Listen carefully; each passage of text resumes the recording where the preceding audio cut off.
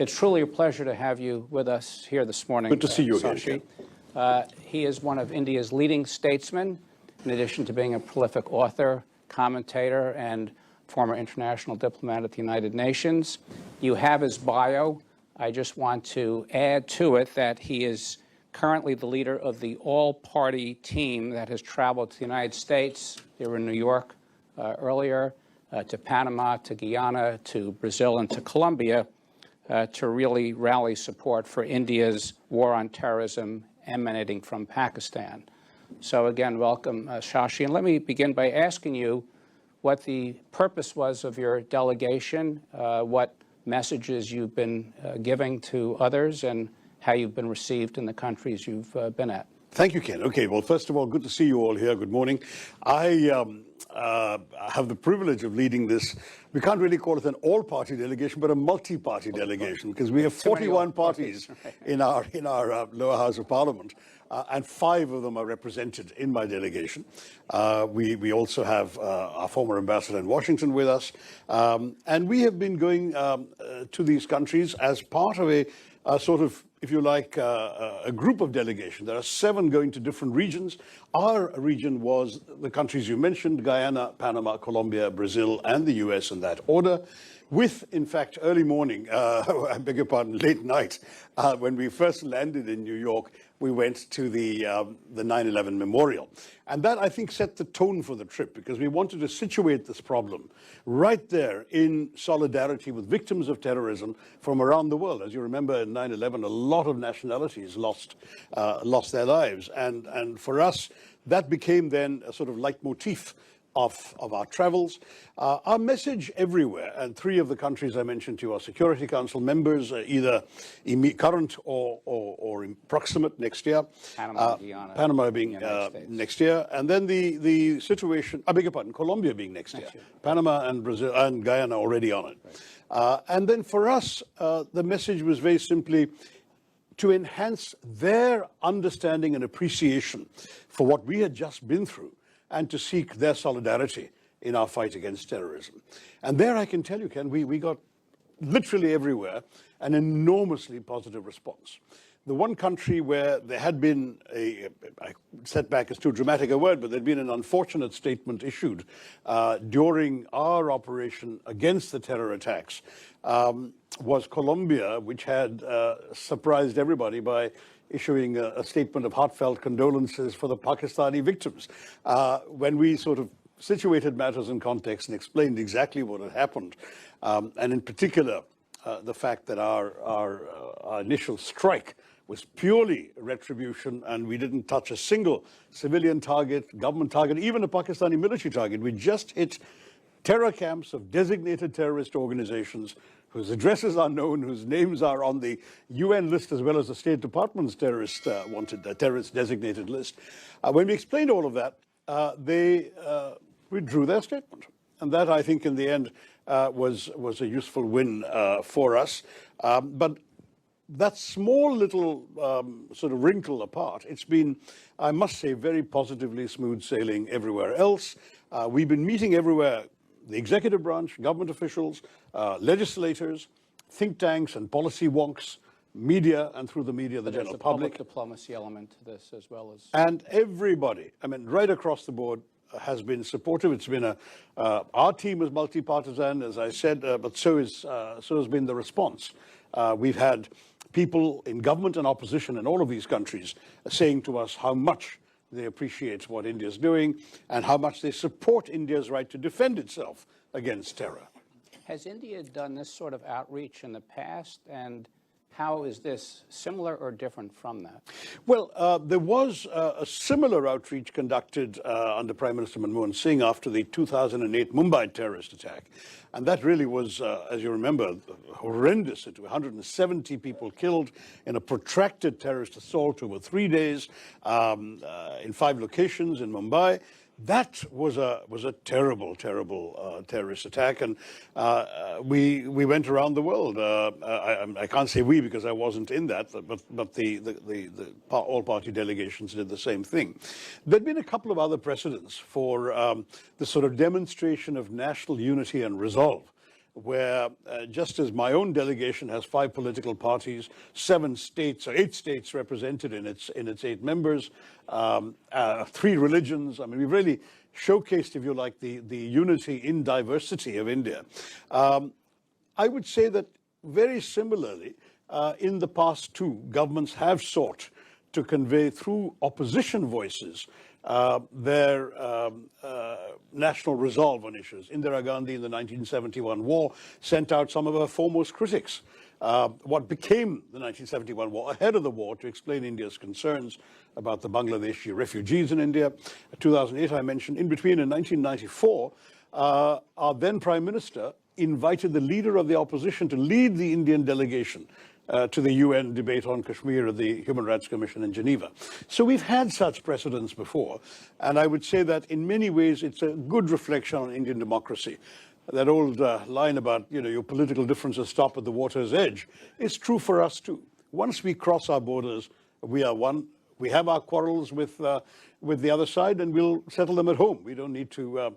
That doesn't affect our perception of national interest and national security. To what degree did your discussions focus primarily on the terrorist incident or also on the responses and the quick escalation of the fighting? Because I want to get into that with you as well, but I'm curious whether that was covered. Sure. Well, I mean, Ken, the terrorist incident speaks for itself. It was a horrific incident, an atrocity that many of you must have read about in detail, where these terrorists came, innocent holiday makers on a tourist trip, and they asked people their religion, shot them in cold blood between the eyes, the men leaving, killing them in front of their wives and children. And when one sort of desperate woman screamed out in despair, "Shoot me too," she was told, "No, you go and tell them back in Delhi." That was sort of, "Go and tell Modi," I think was the line. That's the sort of cold-bloodedness and cynicism behind this terrorist assault. It was not some sort of random terrorist incident. It was meticulously planned and absolutely cruelly executed. So with all of that, the anger in India was palpable. I myself, and as you know, I chair the Foreign Affairs Committee of Parliament, but I wrote in my personal capacity an op-ed urging that this time India had to hit hard, but hit smart. And I think that's exactly what the government did. It decided, it took a couple of weeks, it took aim at 9 terror sites, as I mentioned a little earlier. These sites were so precisely chosen and attacked that there was no collateral damage, but even then they also did it at 1:05 to 1:30 at night, so there wouldn't even be the slightest risk of civilians around if there was anything going awry. They then sent a signal to the world, the very next morning press briefing, and also to the Pakistanis: as far as we're concerned, we're done. We just wanted retribution against the terrorists. We've avoided any of your sites. We haven't tried to hit you or your country. So as far as we're concerned, we're done. But if you hit back, we will have no choice but to retaliate. In other words, the burden of escalation was entirely left to the Pakistanis. We had absolutely no desire to have this seen as the opening salvo in a protracted war. We weren't interested. I mean, you know, Ken, you've been ambassador in India. We're focused on our development, on our growth story, on investment, on IT, on pharma. All of this stuff is what's occupying our minds and our mind space. We really don't have time to be distracted by war and conflict. But we felt in this particular instance we had no choice. We had to exercise our right to self-defense, or they'd believe they could just walk across the border, kill people with impunity and go back again. So we really had to show them there would be a price to pay. That was the logic of what we did. Pakistan chose to retaliate, and rather irresponsibly. That is, they had indiscriminate artillery shelling across the line of control and across the border. They killed, unfortunately, people in a Sikh temple, a Gurudwara. They killed nuns and worshippers in the convent of the Carmelites of Mother Mary. They ended up hitting people in their homes, on the streets. 19 killed, 59 in hospital with grievous injuries. So India again said, you hit us, we're going to hit you back. And we hit back as well. And this went on for 88 hours. I don't want to tell the whole story, but at the very end of it, on the final night, which was the night of the 9th and 10th of May, our first attack was the night of 6th and 7th of May. So at the end of 88 hours, we ended up hitting 11 Pakistani military sites. These were military airfields. And there are sort of publicly available satellite pictures, not Indian, but from any commercial satellite, showing craters on the runways, buildings damaged and subsequently demolished by the Pakistanis because they couldn't be rendered operational anymore. So extensive damage was done. And at the end of all of that, the Director General of Military Operations from Pakistan reached out to his Indian counterpart and said, we are ready to call it off. And we said, we've been telling you every day, you stop, we stop. You hit, we hit. It's as simple as that. So you're stopping, we'll stop. And that was the end of that. 88 hours. Very, very sad, frustrating. We didn't want this. We didn't want a conflict. But terrorism has to stop. And so our message wherever we went was to tell people, this is what happened. This is what we did in response. We hope you understand. And unanimously, it's been, yes, we understand. But the fact that the fighting escalated so quickly, and there was some concern about the nuclear exchange potentially taking place, is this the new normal? Are we going to be stuck in an endless cycle of sort of attacks and responses? Will this help deter future attacks, or do we have nuclear brinksmanship coming up more and more? I think what happened was so far short of anything remotely approaching a nuclear threshold that the proposition, frankly, is laughable. Our Pakistani friends, I think, like to dangle this nuclear bogey to get all of you excited and anxious. But, I mean, we've got a nuclear power engaged in a war right now for 2.5 years in Europe, and no one has talked about nukes yet. I mean, why would 2.5 days in India suddenly lead to fears of nuclear escalation? And when you think about conflicts between India and Pakistan, there have been 4 wars. And though this is a frustrating and unavoidable incident, it isn't anything like the wars we are talking about in the past. There's been one war since both countries went nuclear, the Kargil War of 1999.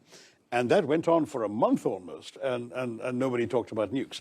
This nuclear thing is a bogeyman, and I would urge people not to worry, because, I mean, why would anyone assume that the first option India, by the way, has already decreed a policy of no first use. So India, in any case, would never brandish a nuclear threat. Pakistan has not declared any such policy. In fact, they've implied the opposite.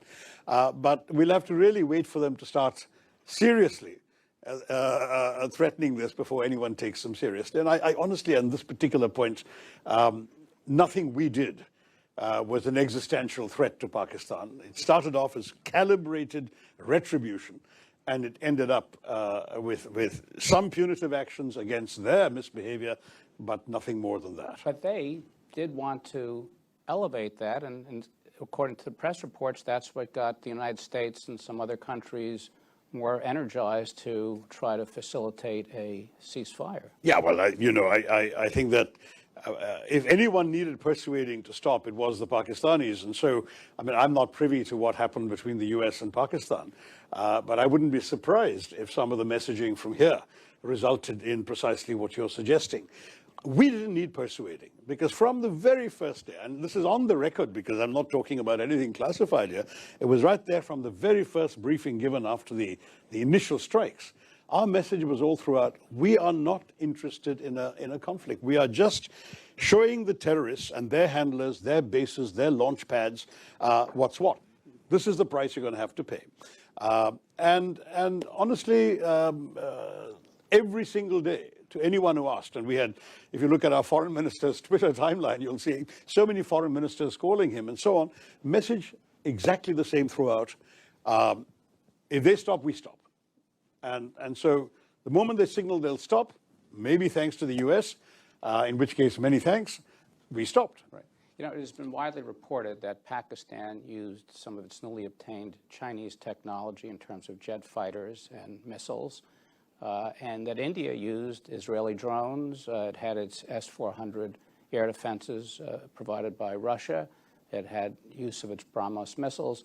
Were there lessons learned in terms of the capabilities of these technologies? The Pakistanis claim to have shot down some Indian Rafale planes and to have damaged or destroyed one S-400 system.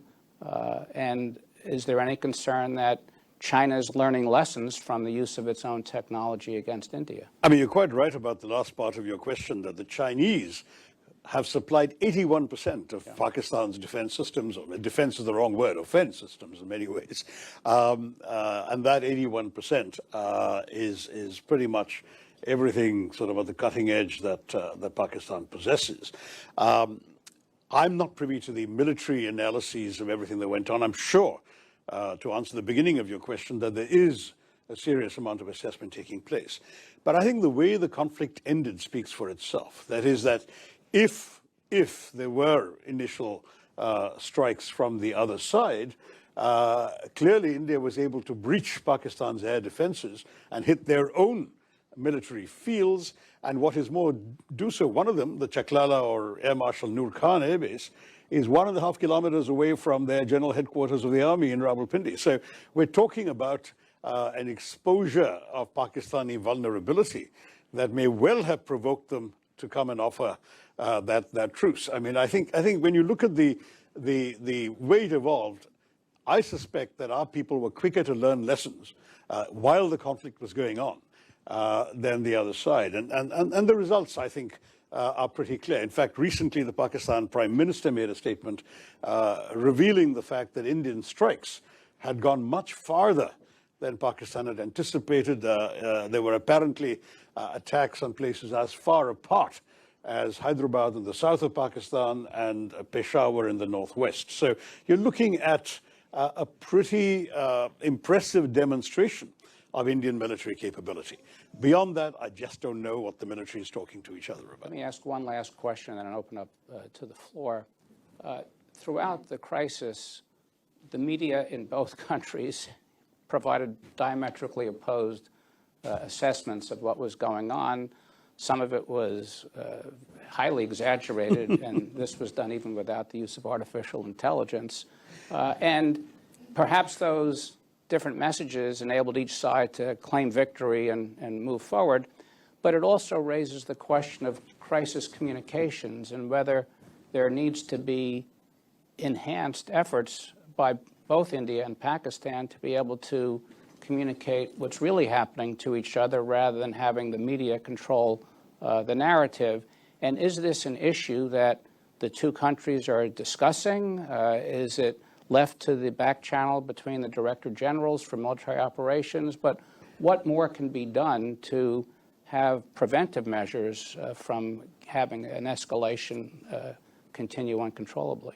Difficult in democracies, Ken, as you know, because we saw much less of artificial intelligence than we saw of natural stupidity. I mean, if you followed some of the social media accounts, there were, we had bombed Karachi, we had taken Islamabad, God knows what else people were claiming on social media. And I believe that the Pakistanis were no better. There was a lot of nonsense going around. It's partially sort of hyper excitement in the middle of a conflict, partially, I think, the fog of war.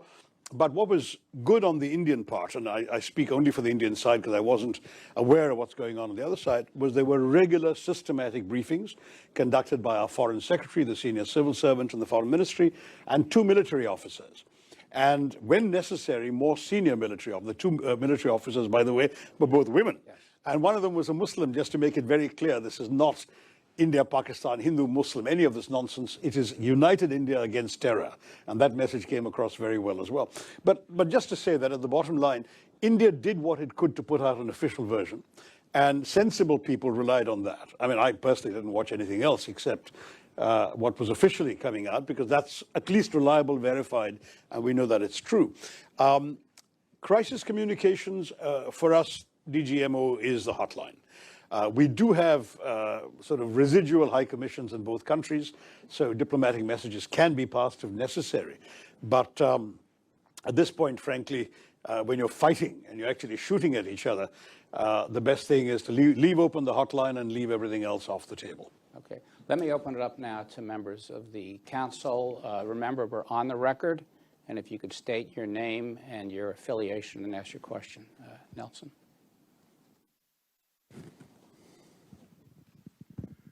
Good morning, and thank you for being here. Nelson Cunningham, formerly with the State Department, formerly with McClarty Associates. It's good to see you again. Good to see you, Nelson. immediately after the first attack by the terrorists, the United States signaled that, well, that was somebody else's set of issues, we'd stay out of it. Yeah. And within, I think, about 24 hours, the U.S. was, in fact, in trying to mediate. And the vice president was both the one who said, no, it's not our issue, and also the one who came in and weighed in and did.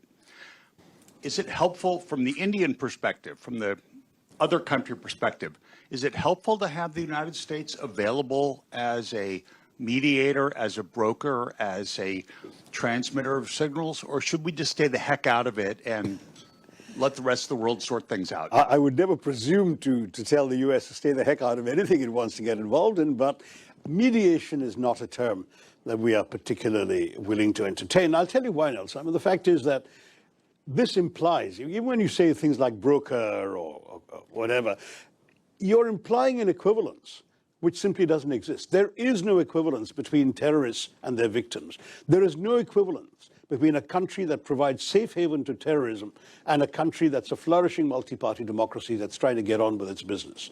There is no equivalence between a state that is a status quo power that just wants to be left alone by its neighbors where the neighbors don't agree with us, and a revisionist power that wants to upset the geopolitical arrangements that have existed for the last 3/4 of a century. There is no equivalence possible in these cases. And in these circumstances, to suggest that you can mediate between two unequals is not possible. Then how would you characterize the American role, and was it useful and helpful? I'm guessing to some degree, Nelson, that the American role would have been, first of all, to keep themselves informed with conversations with both sides. And certainly my government received a number of calls at high levels from the U.S. government, and we appreciated their concern and their interest.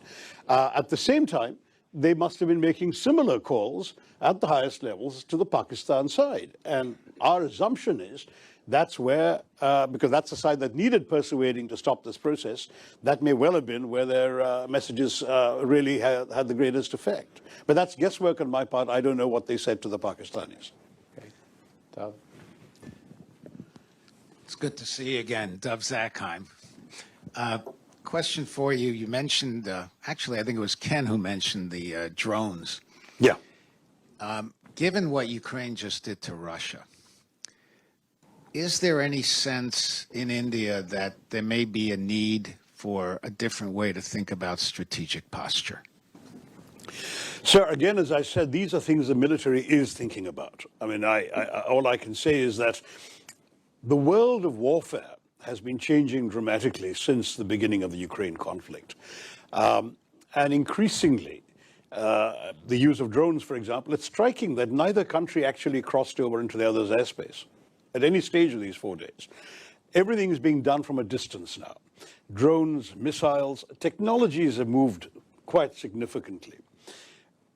What was old-fashioned and awful and tragic was the indiscriminate Pakistani artillery shelling, which should never have been done in the manner it was. I mean, but you can understand why. We hit terror bases. There are no terror bases in India to hit. There are no terrorist organizations in India listed in the UN or the State Department anywhere else. So what do you hit? You hit civilians. You hit innocent people. That is the asymmetry of this particular conflict. We have tried not just to be precise and calibrated in our response, but we have tried systematically to signal we are not interested in war with Pakistan. We're not interested in attacking Pakistani civilians, ordinary people. This is about India versus terrorism. And as far as we're concerned, situating the problem where it belongs is, if you don't want places in your territory to be hit because they're housing terrorists, why don't you shut down the safe havens? Why don't you arrest these leaders? Why don't you close their bank accounts? Why don't you disband these organizations or call them illegal? If you're not prepared to do any of that, then I'm afraid this is the only way we can deal with it, because we are not going to sit back at our homes and be hit at your convenience. That's not going to happen. Yes. Puneet Talwar, most recently, U.S. Ambassador to Morocco. It's good to see you. Sorry, I didn't hear you very well. Do repeat that. Puneet Talwar. Yeah, good to see you again. Good to see you Most again. recently, U.S. Ambassador to Morocco. And I wanted to ask you, you mentioned that during the engagement, the military engagement, that China's technology was at the top level was provided to Pakistan. So they had cutting edge technology. You managed to penetrate that. So I want to just press you a little bit more on that. Is the sense in the strategic community and top level politicians like yourself that India stacks up just fine against Chinese technology, or is there some sense of concern or reassessment going on in a serious way about where this leaves India relative to China? Puneet, I think, frankly, the reassessment took place while the fighting was going on. In other words, when we saw what the Pakistanis were attempting to do, using, as you say, Chinese technology, there's supposed to be something called a kill chain that the Chinese specialize in, where the radar, GPS, planes and missiles are all linked together and they react instantly. All this is stuff I'm reading in public military analyses. It's not something I've got from any classified source. But when we saw that, we simply did things in a different way. Otherwise, we wouldn't have been able to hit the 11 airfields, and we wouldn't have been able to breach the Chinese supplied air defenses.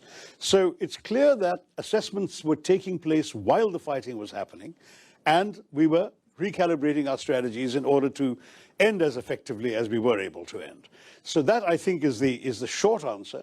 The longer answer, I'm afraid, only the military can provide. I mean, you and I have been at various ends of the policy spectrum in your country and in mine, but we haven't really been sitting in military headquarters. So I'll take a pass on how much further we can go on that. By the way, on the Chinese technology, I may have slightly misspoken, because my understanding is, for example, the aircraft given is the Chinese J-10, whereas the Chinese themselves have a J-20, which is apparently one or half a generation newer.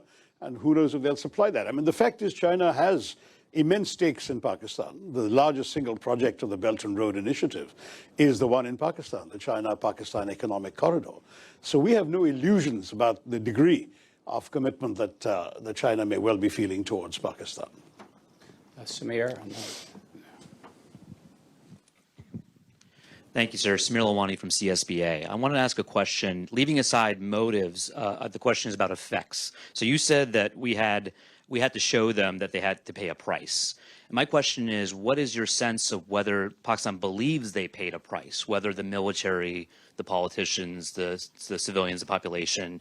And I ask that in light of the fact that the military army chief received a 5th star. There seems to be a lot of triumphalism. So did they actually feel that price? And does that affect their behavior in the future? I think one of the principal motives for this horrific terror attack, which was signaled, by the way, a few days earlier by a speech by the Pakistani military chief, in which he made the astonishingly bigoted assertion that Muslims could not live in a non-Muslim majority country, which is kind of a bizarre thing to say, given the number of non-Muslim majority countries in which Muslims can be found, including the fact that we have 200 million Muslims in India who are living in peace with their neighbors. And one of them is a member of my delegation, and my dad, he's sitting right here. So I just want to say, Sarfraz Ahmed sitting right there. I just say this simply because one of the objectives was clearly to shore up the Pakistani army in a situation where they were deeply unpopular, with the most popular leader in Pakistan sitting in jail for the last couple of years, and the economy stagnant, and the government that they have been running or manipulating not doing very well in public opinion. And clearly, whatever happened in the conflict that was bound to ensue after the terrorist strike, they were going to declare victory for the army. So there was a lot of chuckling in Delhi when the failed general became a field marshal. But I mean, that's the sort of thing that by promoting himself, as you said, with that extra star, because that was definitely going to be the army's gain from this fight with India. They wanted, once again, to show themselves as the savior of the nation in the face of attacks by a bigger power.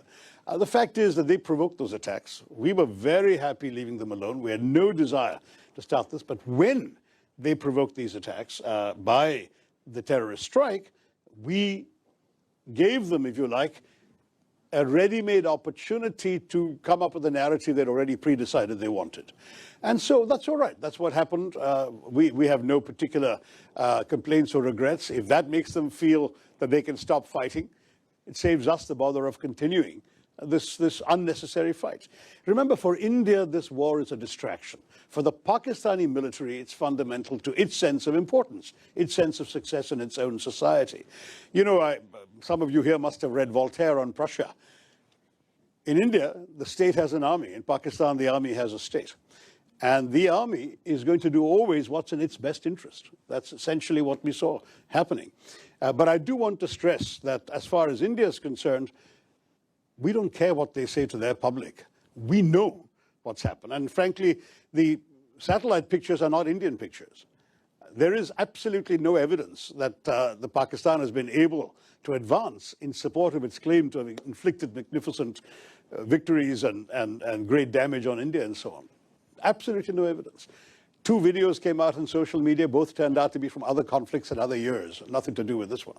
So you know, all I'll say is more power to the Pakistani military than take it anyway. But that's what this is all about in terms of their narrative. Okay, in the back and then here. Yeah.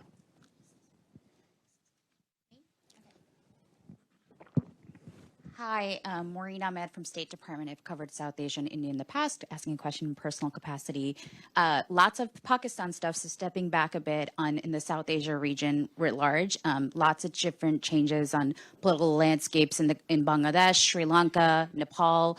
You know, India's had, you know, strong relationships in the past, but how is it going to handle these changing landscapes, especially as these countries have a more of a lean now towards China? How are they, you know, recalculating this calculus, especially in Bangladesh, Sri Lanka, nearby?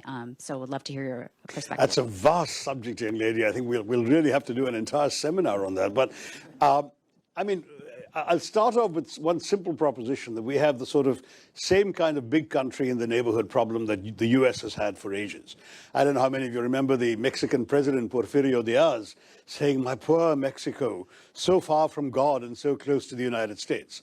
I mean, many small countries in our neighborhood are bound to have the sort of feeling about being so far from wherever and so close to India. So China does come in and play a role. I mean, there's no doubt about that. They've all reached out. China can be a fairly munificent supplier of funds. Very often they are loans and not grants, and some of them involve unsustainable debt obligations on the part of the recipients. And so, yes, I mean, you've implied there are certain issues we need to address. We will, but it'll take too long to give you a short answer, other than to say that the neighborhood is of great importance to us. We, as a country, have always appreciated the fact that when we sit around the table with our neighbors, we account for 70% of the landmass and 80% of the GDP. I mean, we have a responsibility to care for the well-being of our neighbors, and we are conscious of that. In fact, we were trying to make a go of the South Asian Association for Regional Cooperation, but Pakistan obstructed that on the grounds that they could not have these relationships blossoming as long as they had a grouse with India. And unfortunately, the South Asian Association worked on consensus, and so nothing could get done. India still has now revived another sub-regional organization called BIMSTEC, the Bay of Bengal Initiative, which does not include Pakistan, and sadly doesn't include the Maldives either, because they're to the west of the Bay of Bengal, but all the countries to the east, including Thailand and Myanmar, are part of this initiative. So it's not that we are in any way backing off from regional cooperation. We want it. But there are specific challenges, and we'll take too long to discuss them, but we can go country by country at some point. And I'm sure my colleagues at the Indian Embassy will be happy to help a State Department person on that. Yes. You have to stand up. That shouldn't be allowed. This is my son. Ishan Tharoor of the Washington Post. Definitely asking a question in personal capacity. And mostly to say hi before you go off to your next engagement. Raise the mic. Mostly to say hi before you go off to your next engagement. I'm curious, though, on this tour you've been on, various countries in the Western Hemisphere, have any of your government interlocutors asked you to show evidence of Pakistan's culpability in the initial attack? And what do you say to the repeated Pakistani denials of having any hand in the initial attack? Okay, well, I'm very glad you raised this, Ishan. I didn't plant it, I promise you. This guy does this to his dad. Very simply, no one had any doubt, and we were not asked for evidence. But media have asked, and so you are speaking for your tribe in that in 2 or 3 places, media asked this question. Let me say very clearly, that India would not have done this without convincing evidence. But there were three particular reasons I want to draw your attention to, all of you. The first is that we've had a 37-year pattern of repeated terror attacks from Pakistan, accompanied by repeated denials. I mean, Americans haven't forgotten that Pakistan didn't know, allegedly, where Osama bin Laden was until he was found in a Pakistani safe house right next to an army camp in a cantonment city. That's Pakistan. Mumbai attacks, they denied having anything to do with it. One of the terrorists was captured alive, his name, his identity, his address in Pakistan, everything was revealed. Under interrogation, he told us where he was trained, what was done. The US intelligence, as well as ours, recorded the chilling voice of the Pakistani handler giving minute-by-minute instructions to the killers in Mumbai, telling them where to go. And they were monitoring Indian TV and saying, there are people hiding on the third floor of that hotel, go and shoot them there. This kind of thing is going on. Your sources recorded this too. So we know what Pakistan's all about. They will dispatch terrorists, they will deny they did so until they're actually caught with red hands. That's the first. So I agree you're going to say, but that's circumstantial. Sure. Second point. The moment this happened, within 45 minutes or so of this happening, the terrorist attack, a group called the Resistance Front claimed credit. Who are the Resistance Front? They're a well-known proxy front of the Lashkar-e-Taiba, a banned organization listed by the United Nations, listed by the US State Department, which enjoys safe haven in the town of Murid-K in Pakistan. The Resistance Front, evidence about the Resistance Front and its doings was presented by India to the UN Committee on Terrorism in December 2023 and repeatedly again in 24. But the problem was, of course, Pakistan too is a member of that committee. The Resistance Front was not listed by the UN, but its identity was known and publicized. These people then claimed credit within a time span. There were no media present when these killings took place. Most of the world hadn't even learned about this when they claimed credit. So that was itself a smoking gun. They repeated that claim 24 hours later. And having repeated that claim 24 hours later, then their handlers must have woken up to the gravity of this and told them to take it off their site. So they did. But the fact is, the credit claim was on record and the world has seen it. Third, when the first strikes happened on the terrorist camps, funerals were conducted, including for members of some of the key organizations, the Jaish-e-Mohammed in particular, and the Lashkar-e-Taiba. The funerals were conducted, and photographs have emerged on social media showing Pakistani generals and police officers in uniform attending these funerals, being conducted by relatives of these terrorists. So we're looking at three concrete pieces of evidence as far as India is concerned. But finally, I can add to the mix, we also have intelligence services. They have been studying very carefully these terrorist attacks.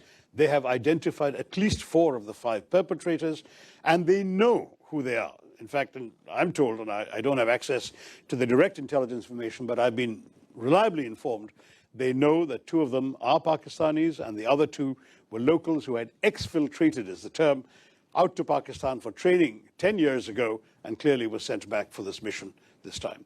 So it's on the basis of all of this put together that we said, we know who did this, and we will take action.